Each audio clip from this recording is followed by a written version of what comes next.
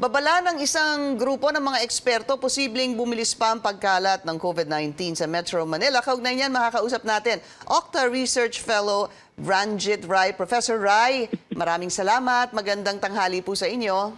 Magandang tanghali, Pinky, at magandang tanghali sa lahat na nanonood at nakikinig po sa atin. Pag-usapan na po natin yung mga numero, Professor Rai. So, in the last 2 days, nandun po tayo sa 2,800.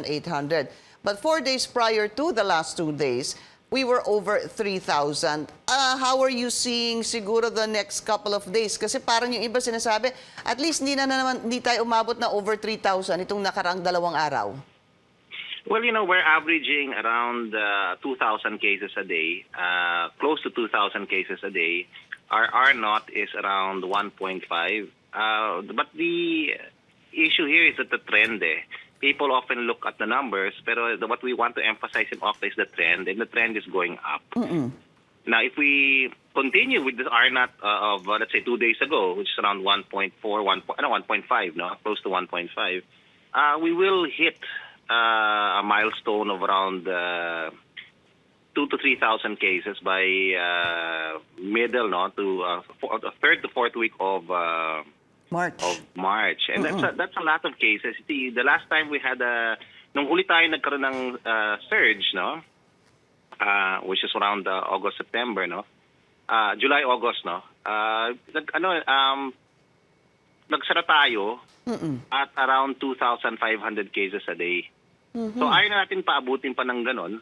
Kaya tayo nananawagan sa mga kababayan natin na hindi talaga panahon to para magkumpiyansa at magpabaya. Kailangan tayo mag-iingat at sundan lang natin yung minimum public health standards na sinad ng DOH. Yun lang gusto namin panawagan. And the numbers are showing that the trend is going up, and it's a mathematical certainty we will hit a peak at some point, and that peak might require us to close down. Yun ang ayaw namin. Yes. Ayaw namin magsara ang ekonomiya, ayaw namin mahirapan pa ang tao. Kaya kailangan magtulong-tulungan po tayo ngayon, gobyerno, ang private sector lalo, at ang taong bayan. Kasi this message has to come out, Pinky. We're in an urgent situation, and so we have to really help each other fulfill the tasks that we're assigned to do. And for regular citizens, it's really just following the minimum health standard. And we have to do our share. That's why, Professor, paulit-ulit po nating pinag-uusapan ito, hindi ho ba? Kasi it's the best. Nag-radyo na tayo. Ha? We're like a broken record, no? But the thing is, now is the time to really emphasize that there's still something that we can do. Yes. Yung characterization kasi ng surge natin it's a little faster than, not little, but actually it's so much faster than the last surge we had last year.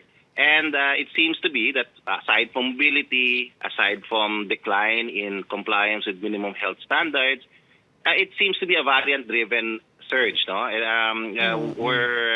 We're going to provide some insight to our mayors in a meeting soon. Good. Yes. And we're going to just share what we think is happening and what we all ought to be doing. And by the way, we're consistent with DOH, and everyone else, that we have to have some sort of stricter compliance with minimum health standards, But at the same time kailangan ko may mobility restriction rin po. Okay, so sandali lang po. I just need to clarify, Professor. Sabi niyo, pwede tayo umabot ng 2,000 to 3,000 by third week. You're talking about NCR. Hindi po yung... Of course, I'm sorry. This is the National Capital Region. Okay. Nasa 1,000 tayo ngayon. Yeah. Okay. Very easily, the projections that we came out with was by last week of March, if the trend continues at wala tayong gagawin, we could reach the highest numbers around 5,000 cases. 6,000, yes. Ayun Okay. Ayaw namin kayong takutin, hindi namin kayo kinata. Sinasabi lang natin, ito yung mga posibilidad. Pero meron pa tayong pwedeng gawin. Kung magtutulungan po tayo, magbabayanihan po tayo, we will need to do our share, and local governments have to decide to enable certain mobility restrictions. Yes. And that could be curfews. Yun, Professor, I wanted to discuss that with you dahil kausap ko po kanina si Mayor Olivares, MMC Chair. Ang plano po nila, 5 p.m., may meeting sila mamaya. Pag-uusapan na nila yung curfew hour. Dalawa po yun, two things, curfew hour and strict implementation of mass gathering. Let's very quickly talk about the curfew. In fact, when you look at it, marami-rami na rin po yung may curfew ngayon. San Juan, nandyan, Caloocan. Even Parañaque is also back. So it seems like there will be a consensus tonight on this curfew. But more than that is sabi nila, strict implementation of public gatherings. Sabi niya, birthday, kasal, kung ano man yung pagtitipon-tipon na over 10, ay talagang ipagbabawal daw nila yon. What do you think about that? Malaking tulong ho kaya yon?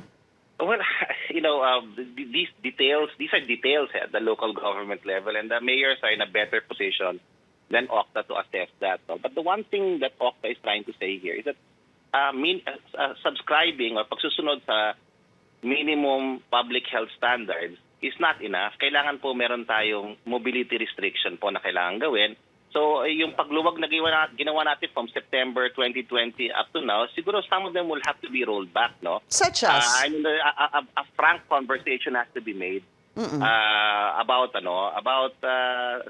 opening up of certain types of businesses, the freeing up of... Professor, give me an example. Ano ho yung mga sinasabi niyong posibleng baka dapat ibalik ulit? For example, curfews won't cut it unless we, let's say, for example, curtail drinking in bars at night. No? We have to find ways to prevent people from going out. And I say, like, some people are talking about liquor bans or things like this. But ours were, these are all details that local governments can look into. But certainly, what we're thinking of is, aside from minimum health standards, we need to have some sort of way to curtail mobility. And I don't want to be specific about it. This is very controversial and very, it's a contested terrain, no, as far as our group is concerned. And we leave it up to the economic managers, the health experts who are bound government, no, and advise government. Now, it won't cut it. Minimum compliance with minimum health hindi standards. Sapat yun. Hindi pa sapat. If there has to be some for the next 2 to 3 weeks or a month, no, we need to have a hard GCQ. That's the position of OCTA. Hard GCQ. We need to impose a strict compliance with the GCQ the way we understand the GCQ to have been conceptualized for it to have an impact on the R. Okay, OCTA Research Fellow Ranjit Rai. Professor, maraming salamat po sa inyong oras.